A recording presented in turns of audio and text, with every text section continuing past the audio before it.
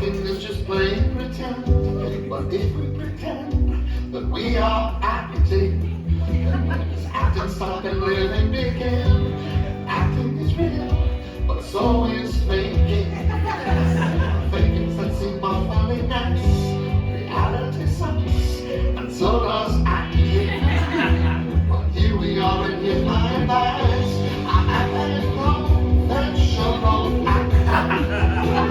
Member of the screen and just you. I have so many things to tell you. So get ready for your mind to be filled. Acting is fun, and life is a joke. You can't have a fire without having smoke. This is a class, and I'm your teacher. So tell me, what do I need to do to reach you?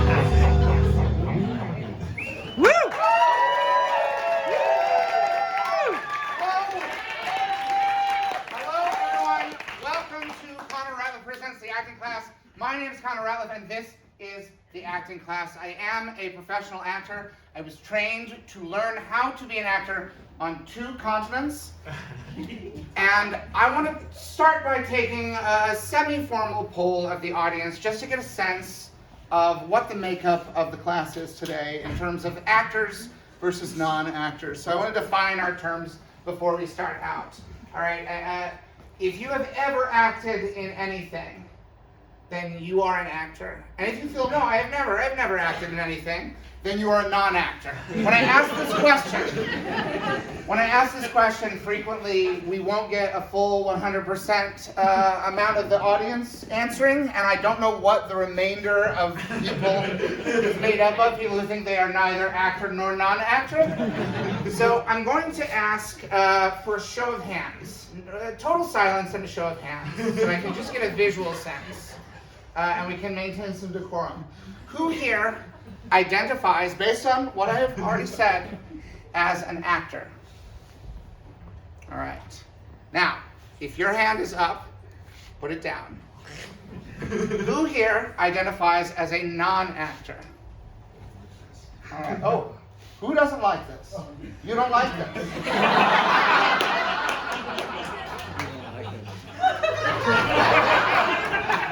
You were a non-actor. Your hand is up for that. That's true. And you were, I assume, afraid. A little bit. Because it could mean some sort of participation for you. I want to put your mind at ease. You don't have to be a part of this in the way that it feels like you are right now.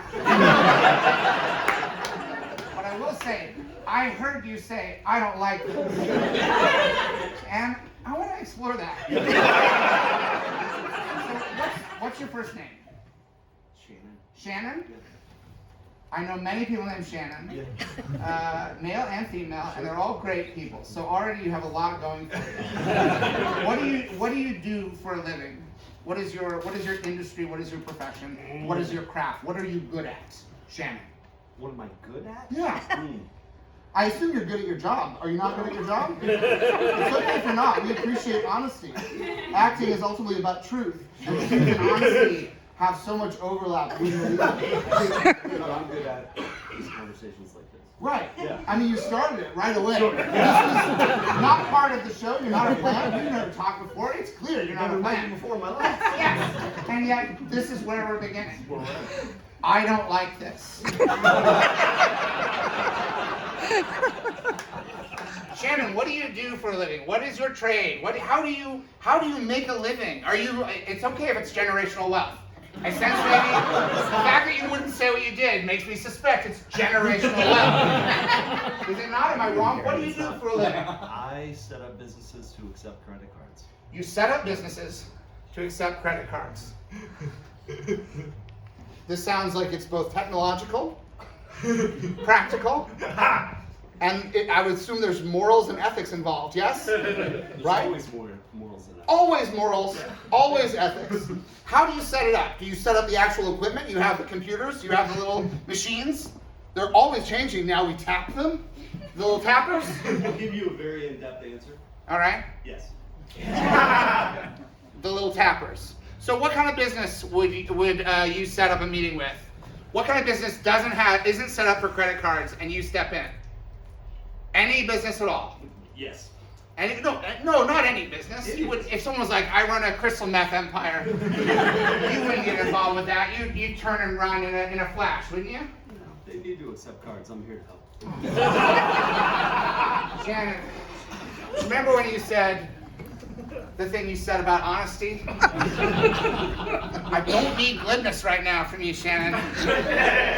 Name one business that you have set up credit cards with. They were not set up for credit cards and you helped them. Name one? Name one. Oh. I'll wait all night. I'll wait all night for you to name one business. This is how you make your living.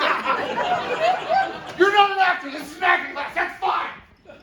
Name one business that you have set up credit cards for. One kind of business. There was a pizza place. There was a pizza place. Oh. All right, $5. Okay. Oh, cash only? Oh, somebody help me. I gotta modernize.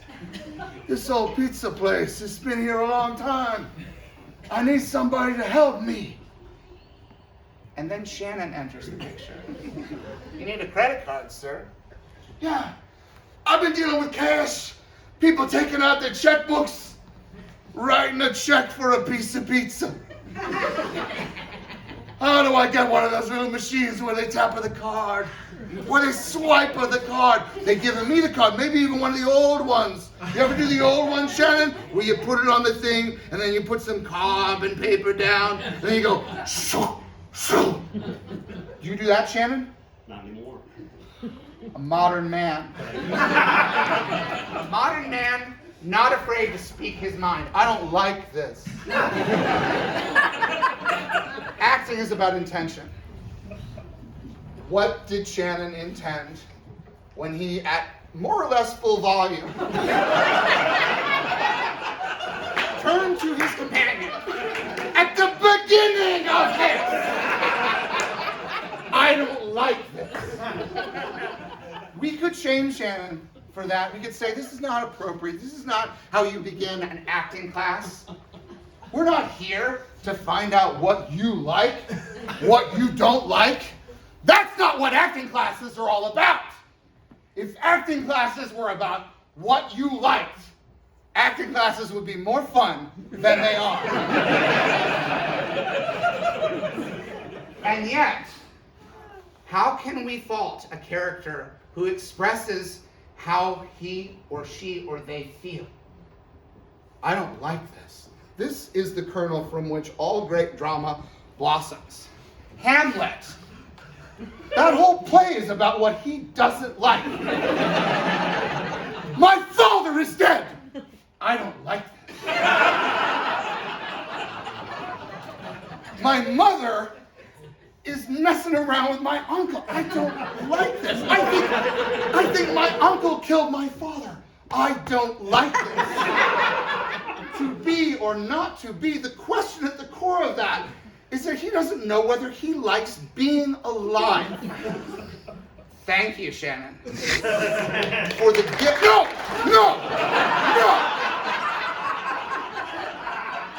Do not applaud him.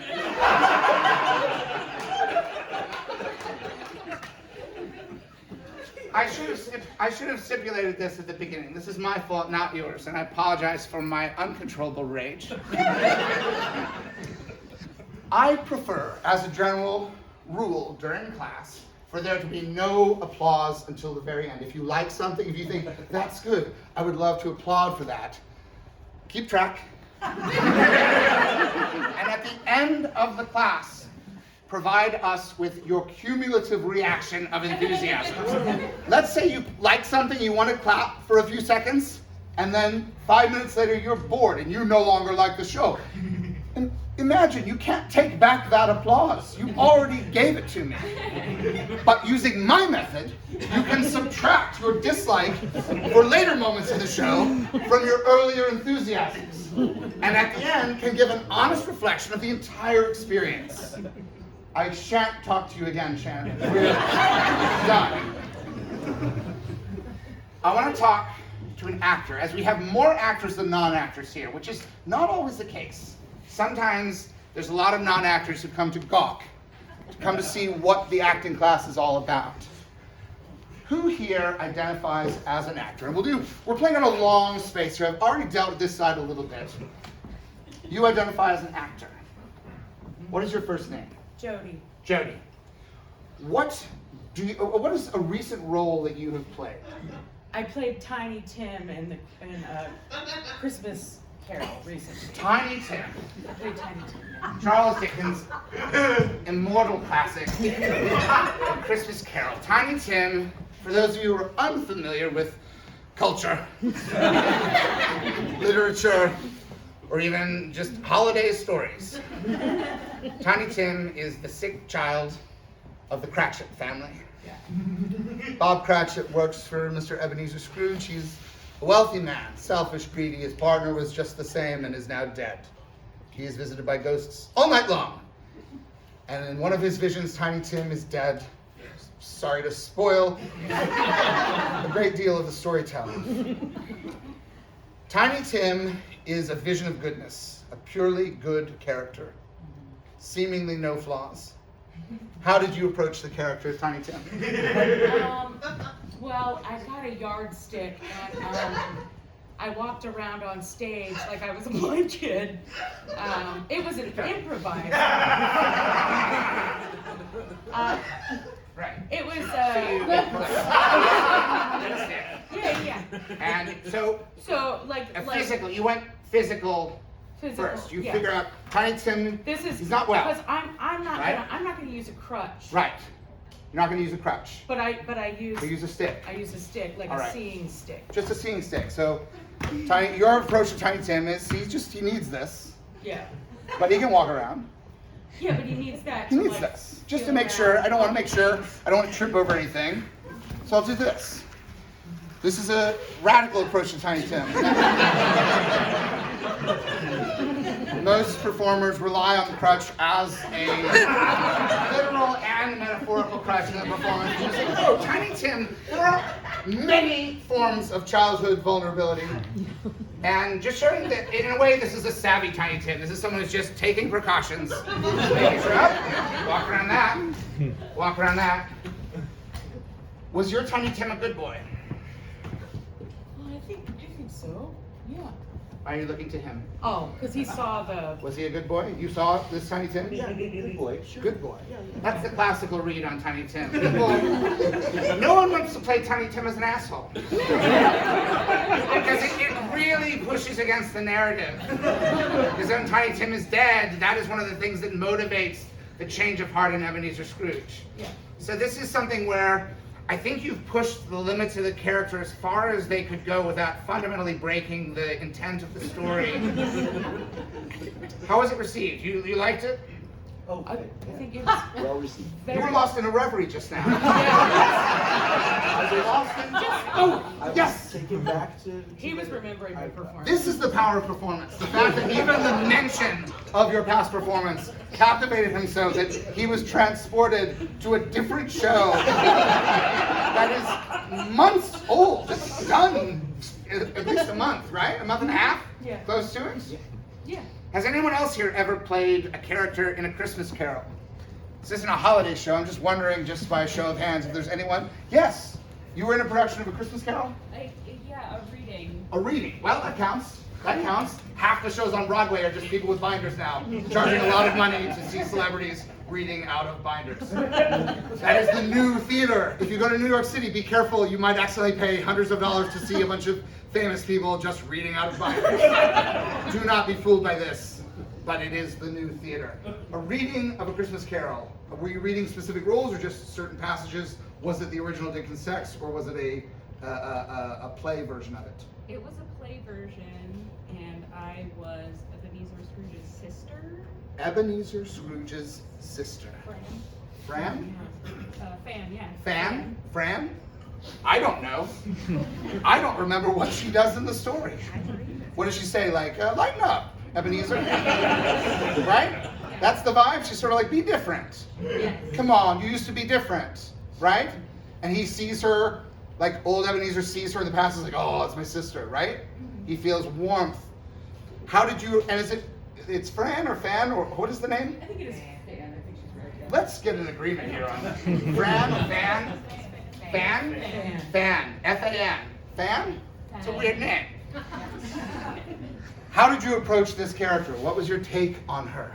I was a kid, so my approach was, I'm a kid like this kid, and I want my brother to come home for Christmas. Simplicity. I am a kid. This character is a kid. Therefore, the work is done. Why overthink it? This kid sees her brother, and that's it. Hey, that's my brother. Be different. Okay, fine. It's Christmas. Merry Christmas. I'm your sister. I'm a kid. It's all there.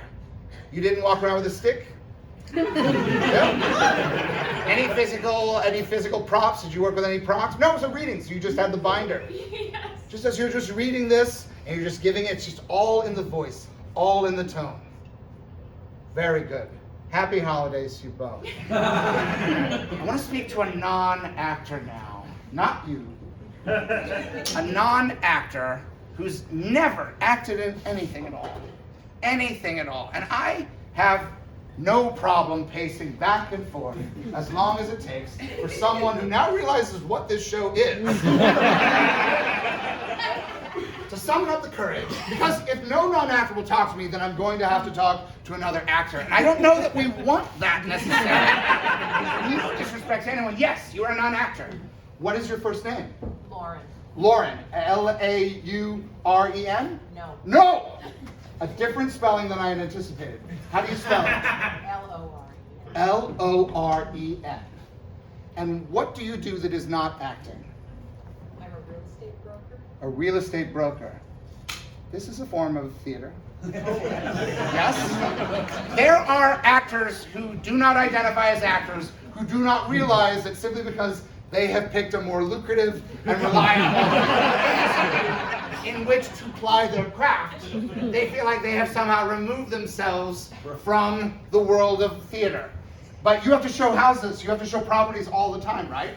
Sure. You put on a show, right? Oh, absolutely. You have to bend the truth, or maybe dress it up a little bit.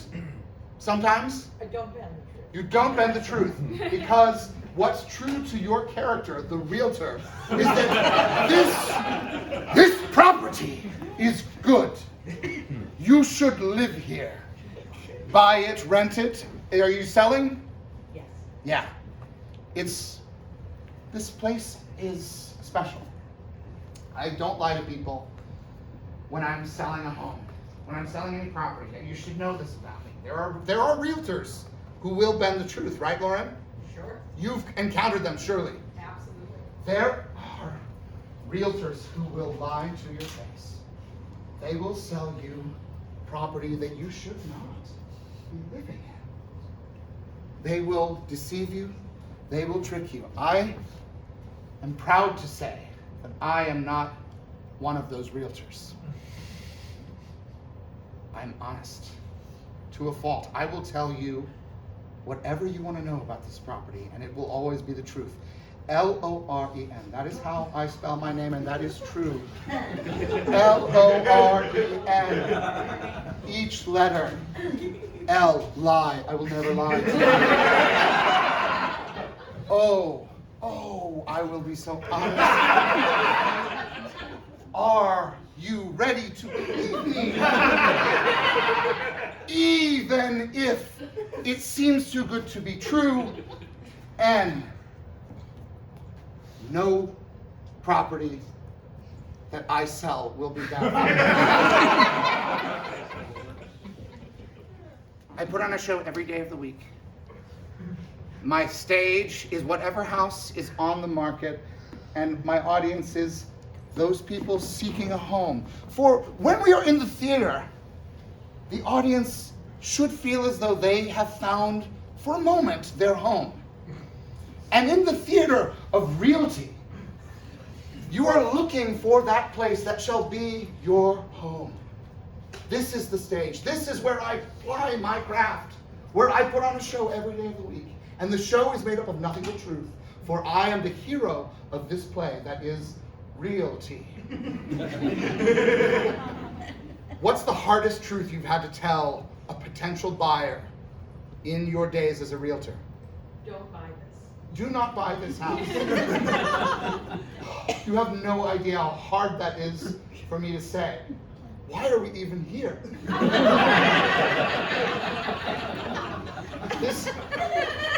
This house, and I'm not, if there were a murder in this house, I would be obligated by state law to tell you. There was not a murder in this house. I could easily just say, sure, move in with your family. But I know something about this place that you won't even believe me when I tell you it's full of ghosts. This house is full of honest to goodness ghosts. Top hats. Tuxedo ghosts. Top hatted tuxedo ghosts. Ghosts that they'll knock things off of the counter and put something on the counter. It's that kind of ghost. Don't move in here. Like, they died of natural causes in this house. I don't have to tell you that. People die of natural causes in almost every house that's been around for a little while. If they're murdered, I have to tell you. I don't have to tell you this, but I'm telling you this. Do not buy this house. This is not the job. I know a dozen realtors who would tell you to buy this house. 12 realtors. But I can't do that. That's not why I got into realty. The key for me to being a realtor is those first 4 letters. Real. I don't know what the tour part even is. Maybe it's that I feel torn between my obligation to sell the house and my obligation to the potential buyer. That's what the tour is. Like, it's the E silent in tour. We don't even need it. Like, you just need the TOR. That's why I got into this. That's why I'm not an actor. That's why I'm a realtor. Is that what it feels like? No. What did I get wrong? What did I get wrong? Is it more mundane? Oh, here it is. Don't buy it. No, actually, I don't ever have to try and stretch the truth about a property or anything like that because I have other people do that for me.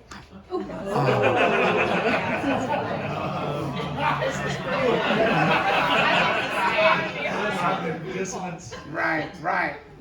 I sense some judgment in the crowd. As if somehow you found an ethical workaround that makes you feel squeaky clean. But what Lauren is talking about is being a member of an ensemble.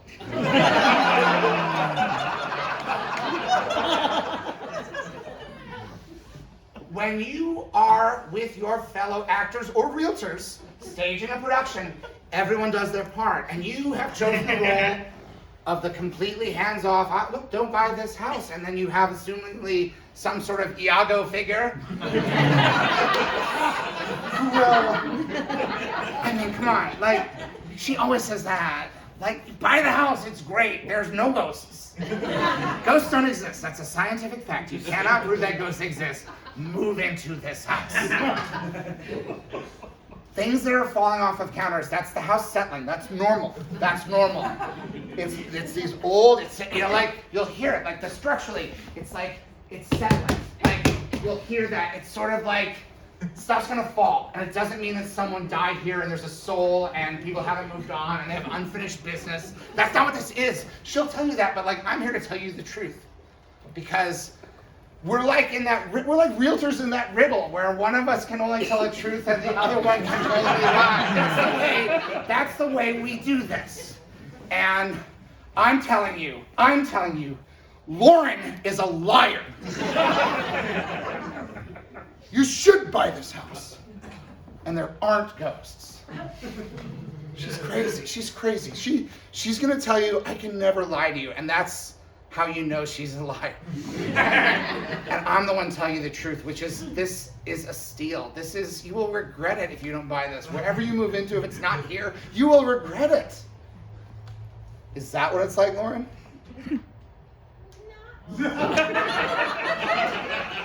Don't sugarcoat it. It's actually the set designer that makes it work. It's the stager. The stager, the person stager's my who Iago. sprays Makes it so beautiful. the cookie smell around, like the Yeah. freshly baked cookies, and make sure that everything looks just so. Yep. I don't even need to say anything. Uh-huh. I never have to lie to someone's face because they just make the whole place look just so. So, it's not dishonest. Just make it just right. And then my partners in this can come in. You don't have to lie, because I have already deceived the buyer. Just by the way, just a few things. Just a little touch of something here. Just to cover a little bit of structural damage. And then, because they're not going to mess with that because it looks right. And this is perfect. No ghosts here. And so everything is just right so that you and your colleague can come in with clean consciences, and say whatever you feel is true, including don't buy this house. Don't buy it. Don't buy it. And that's not a tactic. That's just you genuinely are able to say, look, I know there are reasons not to buy this house, and I'm just giving you my honest opinion. And did you sell that house that you told them not to buy? So whenever I've told somebody not to buy a house, they don't buy it. So you're good at your job. I really think so. Except if you define the job as selling houses, in which case.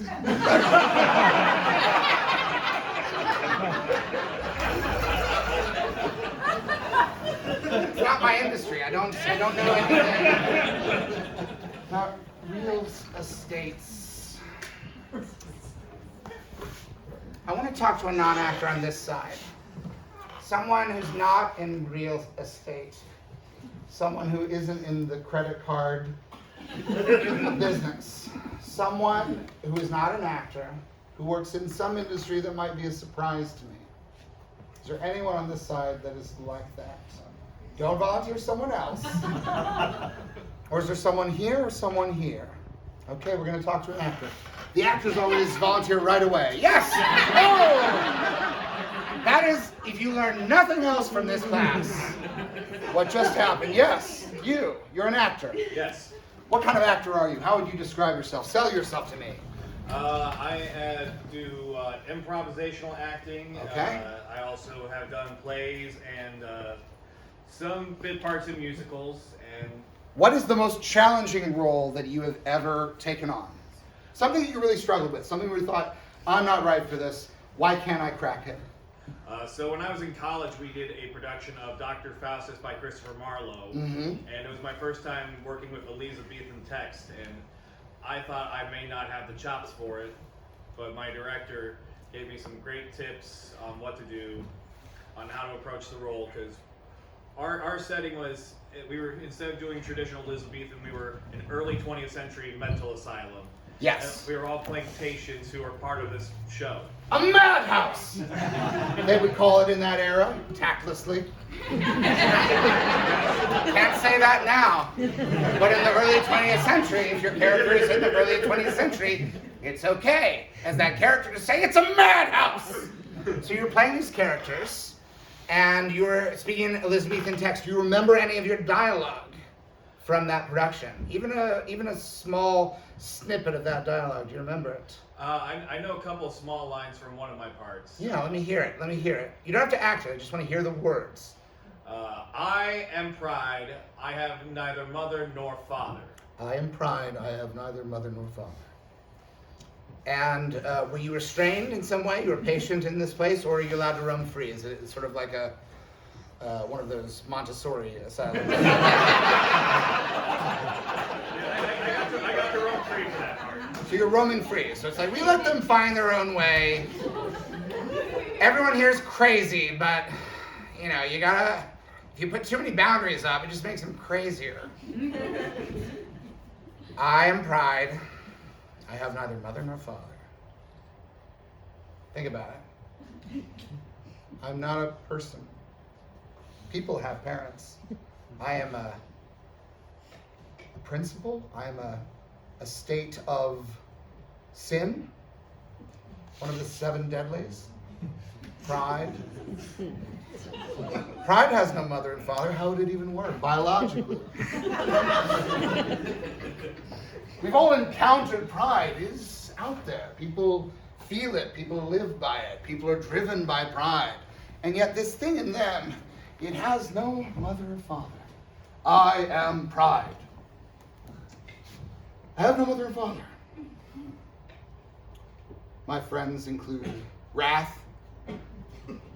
He's mad. All the time. Gluttony. Sloth. I don't remember the others. I'm not too proud to admit that, though. Whoa. The work I've been doing on myself is really paying off. I don't know everything. I may not need to be in this asylum anymore. Doctor, yes, Pride. Doctor, I just admitted to a bunch of people that I am not perfect. I don't remember everything. I don't have infinite knowledge at my fingertips. That feels like progress. Yeah, it is progress, Pride. That's very promising, but I don't think you're ready to check out just yet. Oh, come on, doctor, please, let me go outside. I hate it here. Pride, just admit that you're not ready. Admit that you're not ready. But I am ready. I'm ready to go outside. I'm Pride, and I want to go outside. My name is Pride. I have no mother and father, and I want to go outside. Oh, God, I'm falling back into my old pattern of behavior.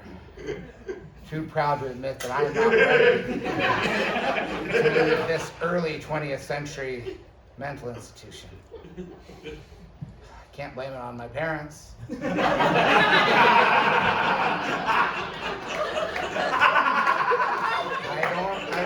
don't have them. I don't have them. I'm not a person. I wish that I were, because a person could go outside, and I can't because I'm just a sin who lives in here, and I'll probably never get out. Wow, maybe you are ready to go outside. I underestimated the amount of progress you've been making. You're free to go, Pride. What? You're free to go. Really? Okay. I mean, what would I even do? I'm not a person. Can I drive a car? Oh God, it's so weird to be me. I'm just an abstract notion. But now I'm in a car. A Model T Ford. Shit, hold on.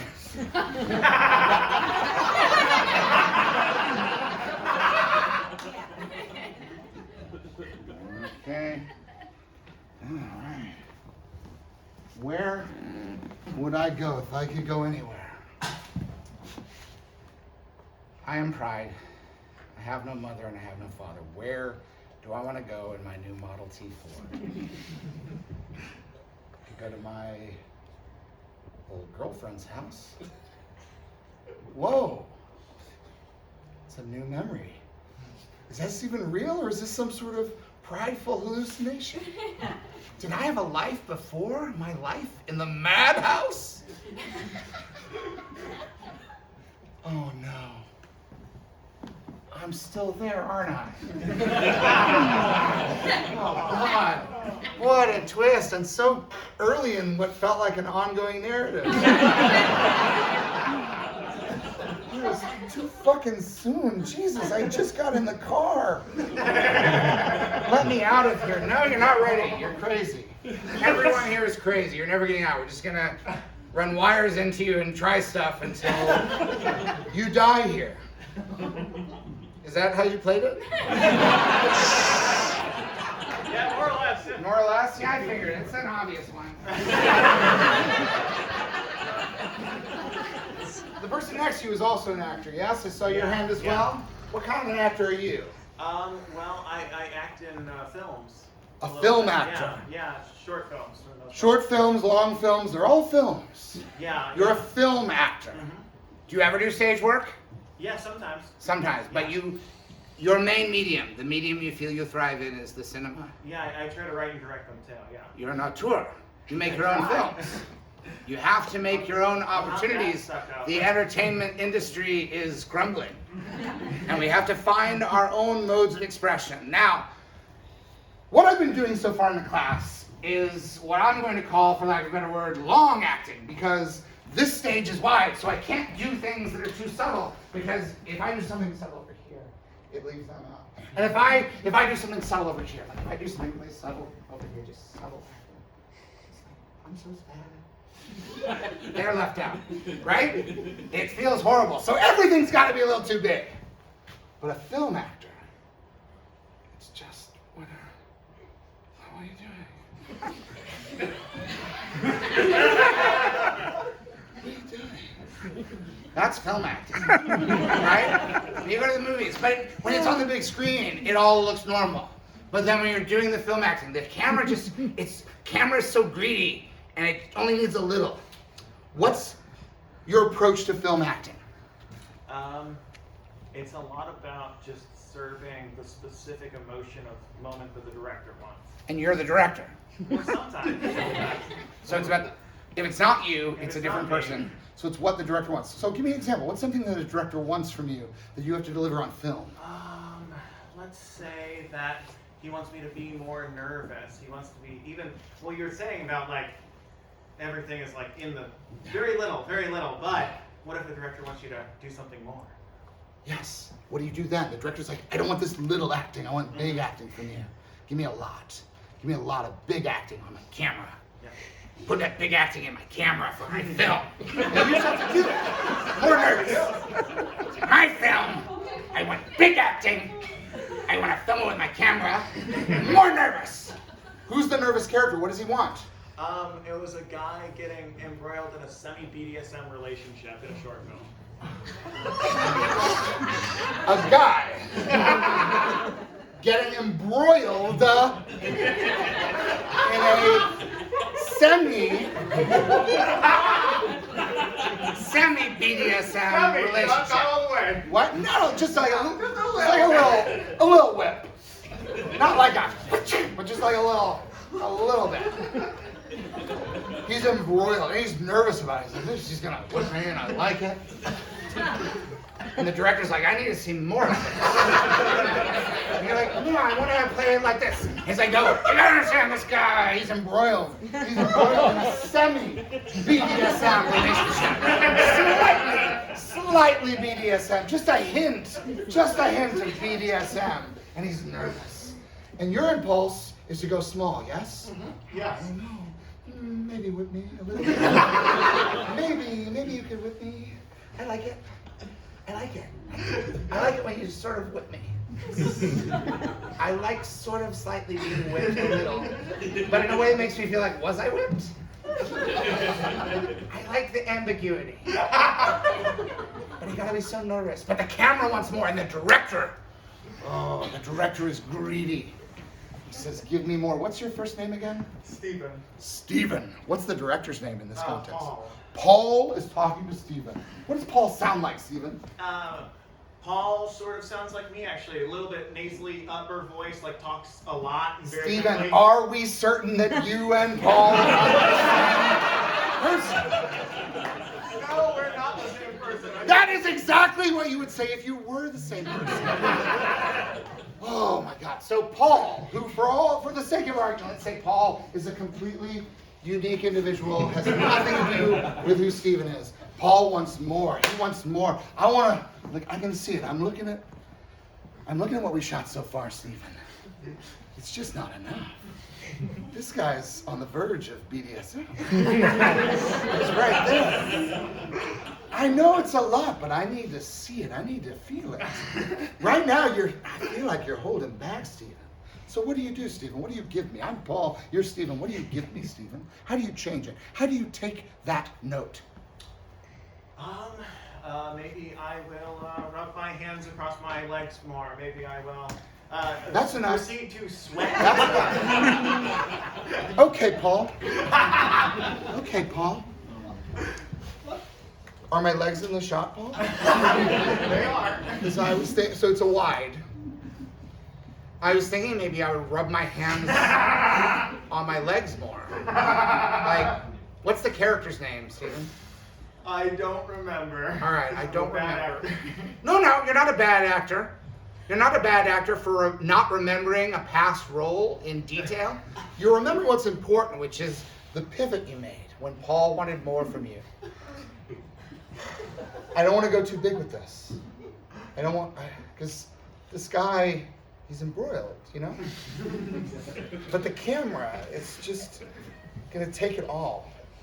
So what I'm thinking is, my character, you know my character's hands, Paul? I'm thinking they rub my legs more. Like, is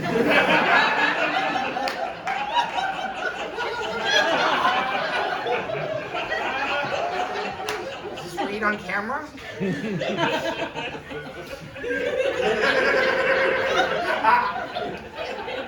know, this is more like film acting. This is like different than theater acting. Sometimes just rub the tops of the legs, and maybe do it like sometimes. I think maybe he does like sort of skis off the knees, like skis off the knees, and then like maybe like a couple of these, and be like, I like it, like it's kind of sides legs, do sides legs, maybe back of hands. I mean, these are just, you can use any of this. Like, just edit this however you want, but I thought, like, just, like, my hands or my legs more. And I think, like maybe just, sometimes, like, I'll have one hand up here and just rub one leg. I can switch where it's, like, alternate hands on alternate legs. And I think after a while, if you film that, like, you'll have what you need. Stephen, I've been looking at the dailies. It's good stuff. I really like what you've done. I appreciate that you made yourself vulnerable to me. Because I know that what I was asking for was not fair. This is a short film. And what you gave me was exactly what I needed. I have hours and hours of you rubbing your legs with your hands. More than I could make 30 films out of what you gave me. And perhaps I will someday, but for now I just want to thank you, Stephen, for what you have given me as a film actor. Because I know that a film actor only wants to give a little bit. Like a film actor only wants to do like a little bit, like what? And you just like, you rubbed your hands all over your legs so much. And it was so, it was just really exact. Like I wouldn't have thought of that. Like I didn't say that, Stephen. I didn't say rub your hands all over your legs. I said, I need more from you. I need you to be more nervous. And in a million years, I would never have thought that what that meant was more rubbing of your hands on your legs. And yet there it is, as if it was destined, as if it was written in the stars. And I want to give you a personal invitation to the premiere of Rub My Ass Raw.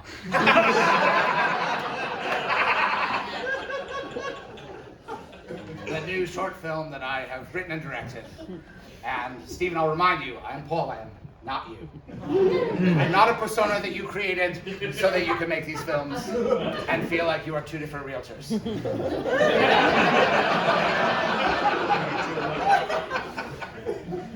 Any actors on this side, any actors on this side, or any non-actors who've suddenly become courageous? Yes. Which one are you, an actor or a non-actor? Kind somewhere in the middle. Somewhere in the middle, my goodness. What does this mean? We shall find out. What's your first name? Haley. Haley, like the comet. That's what they tell me. Who? Astronomers? Maybe. Yes. And right now you are Schrodinger's non-actor actor. We do not yet know what you are. We are going to discover together, Haley, what you are. You're somewhere in between. How did you, when I asked the question at the beginning of the class, how did you identify actor or non-actor? Actor. Actor. But now that this has happened for a minute, you've begun to question, well, maybe that's not what I am. What caused you to shift in your mind from actor to non-actor? That it seemed like all the other actors you talked to were actual actors. Actual. That word's doing a lot of work, Haley. Actual actors. What qualifies as an actual actor? What kind of acting have you done, Haley? Ever played Tiny Tim? I assume no, or you would have volunteered earlier. Never been in a Christmas Carol, never been in a Semi-BDSM show. That is how we've identified what actors are so far. There's so much more to it. What is an example of some acting you've done, Haley? In high school, I did a kind of mock commercial for Crime Stoppers. You did, in high school, you did a mock commercial for Crime Stoppers. Crime Stoppers is the tip line that people call to stop crime. And what was the venue? Was this for a class? Was it just for fun? It was a class. And what was the assignment? I believe it was get involved with like a local nonprofit and create some sort of marketing material for them. It didn't necessarily have to be on camera. Just Right. Something. So it was get involved. The assignment, Haley, just so I'm clear, the assignment was to get involved with a local nonprofit, and you decided, I'll satirize them.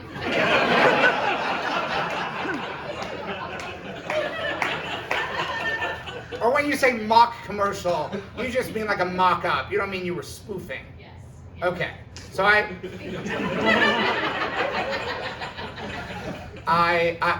take the alternate meaning of mock. So you weren't making fun of Crime Stoppers. You were just making an unauthorized marketing material for Crime Stoppers.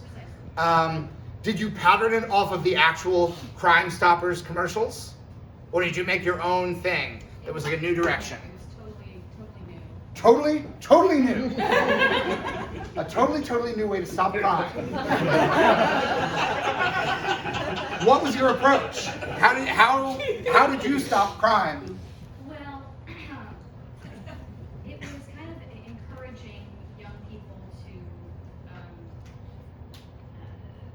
I guess, bring to justice any sort of crime they saw in their communities. Yes. Encouraging children. If you see any sort of injustice, grab a mop. Help clean up the streets. There's too much crime. And so it's like, so far the adults have been trying to stop crime. But there are so many more people who are not adults that we could mobilize into stopping crime. This is sort of like proto-Stranger Things, the way those kids got together to stop Vecna. No one watched Stranger Things? No one has Netflix. Okay. And what do you remember about the commercial? Were you were on camera as the pitch person? It was we kind of created a scenario, like we wrote a script for like a scenario that someone might be in that they would call Crime Stoppers for. All right, what was the crime that you created a crime scenario? And you were one of the actors in the crime scenario? Were you a criminal or a victim? I was the witness. You were a witness. So you saw the crime. What was the crime that was happening? Well, there was a drug dealer played by my father. Ooh, so we're back in Hamlet territory now. The father. Your father, in real life, was your father an actor or just a father? He's just a father. But he's like, I will play the role of drug dealer in your mock. He was enthusiastic. He's like, please, I know I can do this. I'll be the drug dealer. So how did your father approach the role? What was he doing in the scenario? Was he like, He was selling drugs. so he's a street dealer. He wasn't one of the higher ups. He's like, hey, you want to buy some drugs? I hope my daughter's not watching. She's such a snitch. She'll... All right, well, give me the money. Give me the money. You'll find what you want over there. It's not nothing to do with me. Seriously, it's my daughter. All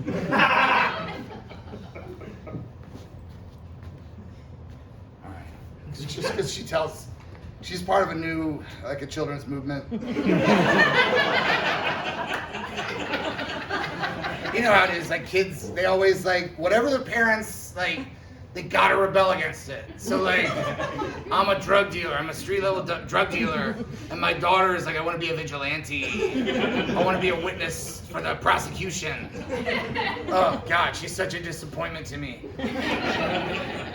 My daughter is a crime stopper, and I'm a crime starter. And a crime continuer. I will continue to do crime until I am stopped.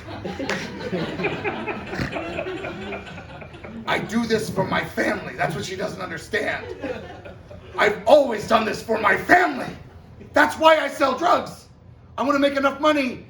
Oh, I know. It sounds lame, but that's the kind of drug dealer I am.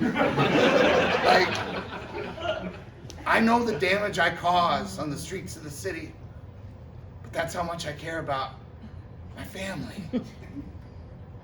And I feel like my daughter doesn't get me at all. She's embarrassed of me. She's ashamed of what I do. But I'm good at what I do. You know? I'm damn good. And I don't think anyone can stop me. Anyway, the drugs are over there, and thank you for the money. And what? Oh, cops! Oh, God damn it, my daughter! My daughter did this to me! My daughter did this to me! And then you're on the stand, witness for the prosecution, testifying? Yes, that man, that's my father. Yeah, I set him up for a school project. Getting involved in marketing for nonprofits. I know the damage I've done, but I feel like it pales in comparison to the damage that my father has done to society. And I have no regrets. Though I am confused as to what this makes me now. Am I an actor?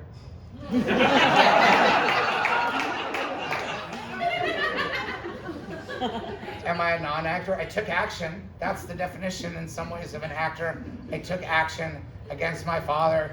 I chose society, Father. I chose society over my dad. I love you. This is for your own good. Okay, fine. Use foul language in court. That's fine. Your Honor, I apologize for my father. He's just a nightmare. Throw the book at him. I know what I am, Your Honor. I'm a crime stopper. Nope! What do you do for a living, Haley? I'm a graphic designer. Graphic designer. First First and and foremost. foremost. I really like that you added that in. I wasn't going to push back. I was like, you're a graphic designer. Like, first and foremost. What did you think I was going to do? I'm not going to try to talk you out of it. First and foremost. What kind of graphic design do you do? I do like lettering typography for comic books. Very good. Now you're talking my language. What's a comic book that you've done some lettering or typography for? Because ultimately, this is not a million miles away from acting. You're using letters and typography to express the wants and needs of these characters, and the lettering has its own emotional texture. The way, in a comic book, sometimes when someone's really angry, the letters change. Right? Not everyone here has read comic books, but trust me, sometimes the letters change. They get angry, right? You have to do angry letters sometimes? That's acting. Sad letters, like the letters look a little sad? That's acting. I'm stretching it, I know. But you are expressing, you're tapping into that same part of yourself that made the mock-up for the nonprofit Crime Stoppers. Did you hear anything from the Crime Stoppers when you made your mock-up? Did you ever have any word from them that, like, we saw it, we thought it was pretty good? I was a little insulted. You were insulted? That we didn't get anything. Well, everybody call Crime Stoppers. Tie up their lines for an hour, just letting them know they made a big mistake when they passed on that child's idea. I want to talk to someone over here, not Shannon. Anyone over here who has had any experience acting, whether on film or on stage. No actors over here? All the non-actors over? Yes, actor. Barely. Barely? Yeah. Why you say barely? You play a bear? I did a school play when I was in elementary school, and then did some improv in middle school and high school. Okay, so your roots in the theater are back to when you were a child actor. Sure, yeah. What was the first role you ever played? What's your first name? Row. Row? Yeah. Like your boat? R.O. R.O.? Yeah. Like, okay. What was the first role that you played as a child? I grew up in a town called Pleasanton, and there was, I guess, some colonial founder named John Pleasanton. You played the role of John Pleasanton, the founder Well, of the town? I think there were two productions. In one, I played John Pleasanton. In another, I played John Dublin, who was the founder of the next town.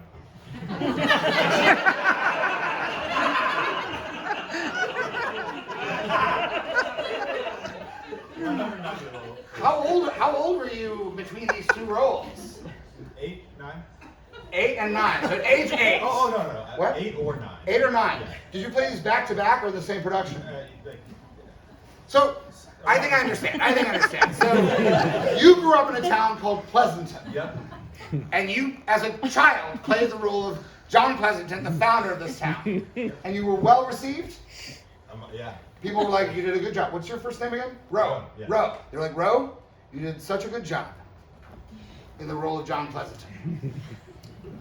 How would you feel about traveling one town over? And the town over was called Dublin? Yeah. And John Dublin founded Dublin. What state is this? California. California. All right, so, Ro. We heard about, I didn't see it, but, and I wish I had. I heard about it after it happened. But I heard that your performance in the role of John Pleasanton, the founder of Pleasanton, was just so immaculate. I heard people just really get why he started that town. And so I'm the mayor of Dublin, California, and I've been thinking we need to do something. We gotta do something. I wrote a little play about the founding of Dublin, California. People don't know about it. I get so goddamn mad. Every time I tell people I'm the mayor of Dublin, and they say, top of the morning to you. No! Dublin, California. Founded by Mr. John Dublin. Say his name! Everyone knows about John Pleasanton founding Pleasanton. Every school child in America knows his story. But nary a thought is given to Mr. John Dublin, the drunken cousin of John Pleasanton. He founded this town in a blind rage. He was jealous. He was jealous of his cousin John Pleasanton. Who is he to found a town? I'm as good as anyone. He carved a giant hole right here, the city borders of Dublin, California. This is where John Dublin tore into the earth with his hatchet, striking at the land, claiming, "This is mine, my town, Dublin town, Dublin, California." These are his words, words of Mr. John Dublin.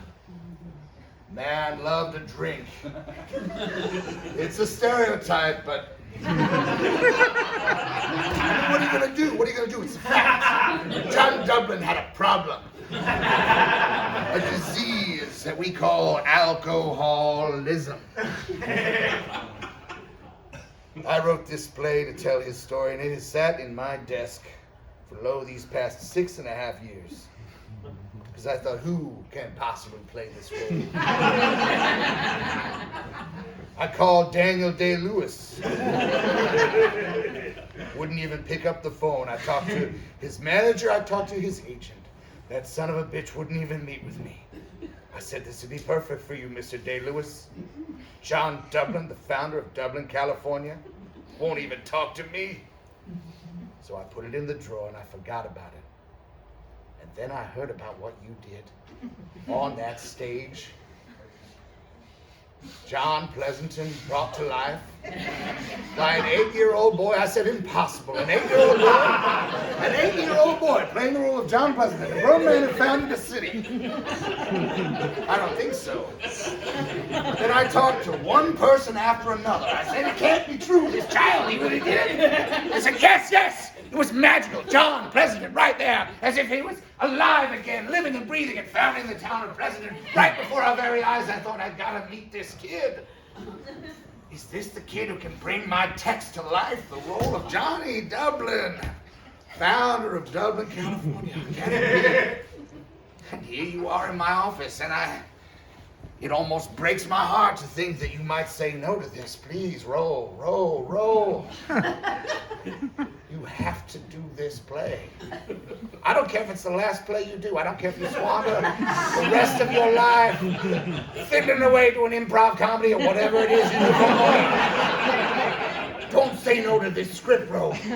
Read it, please. Just read the story of John Dublin and how he founded this fair town. This town where I was born and this town where I will surely die. My doctors tell me weeks from now. My last chance, bro. Tell me you'll read it. Tell me you'll at least consider it. Not like that bastard son of a bitch, Daniel Day-Lewis, wouldn't even talk to me like I was nothing. I should tell you, Ro, I am the last surviving descendant of Mr. John Dublin.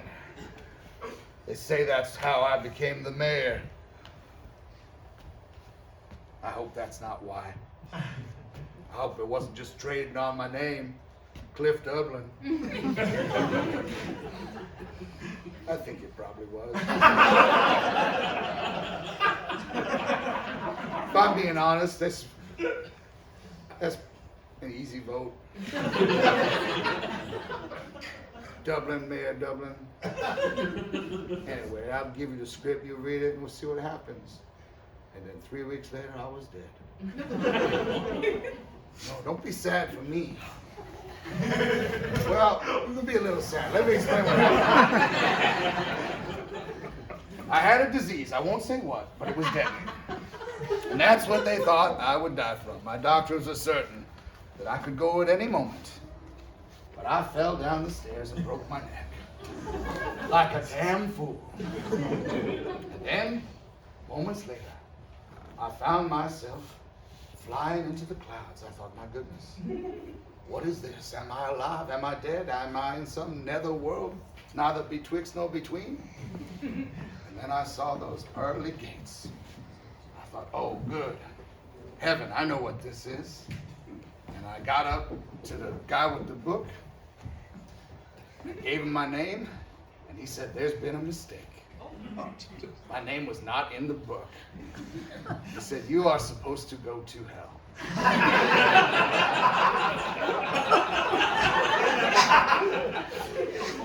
Now, I lived a bad life. I don't doubt felt that I deserved where I will spend the rest of eternity, burning, burning, burning. But in that moment, St. Peter was so embarrassed by this foul up that he said, I'll give you one wish, but if it's a weird one or a tricky one, I'm gonna vet your wish, is what he said.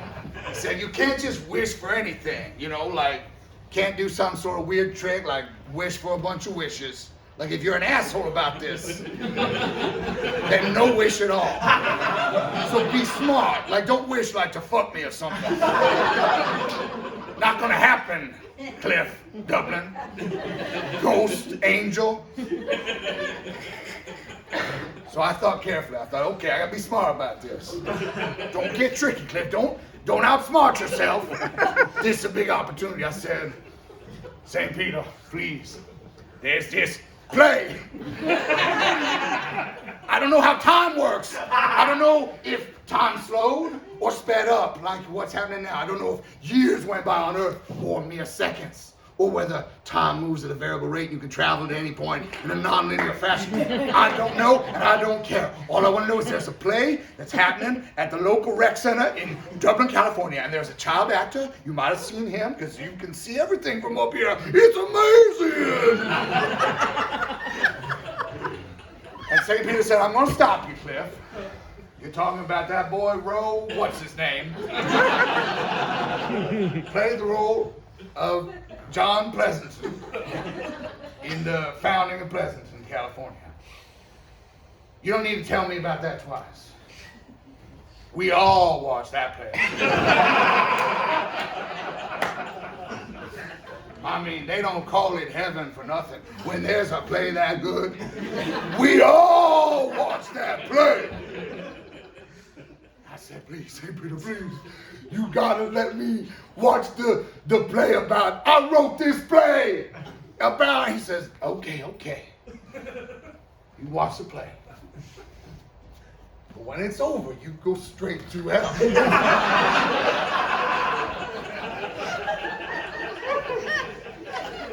So, I sat down, got myself some peanut M&Ms, and I watched. And I watched little Ro play the role of John Dublin, founder of Dublin, California. Every word, it was exactly as I'd imagined it, only better. It was transformed. The art and craft of acting had taken my words and brought them to another level. I didn't even notice. I dropped my box of peanut M&Ms. Went right through the clouds. Killed 5 people. Well, the play was over. I said, thank you, St. Peter. Thank you very much for granting me that wish. I'll be on my way down to hell now, where I burn for all eternity.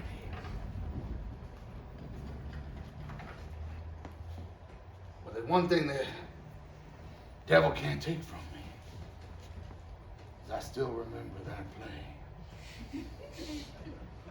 9-year-old boy playing the role of my ancestor, John Dublin. So when I got a fiery knife going through here, one through here, one through here, one through here. Oh, you get the idea. It's like a fiery knife going through everything. I just think about that play, Ron. You did good. You made a bad man's eternity a little bit better. Now, I don't know if that's what you wanted.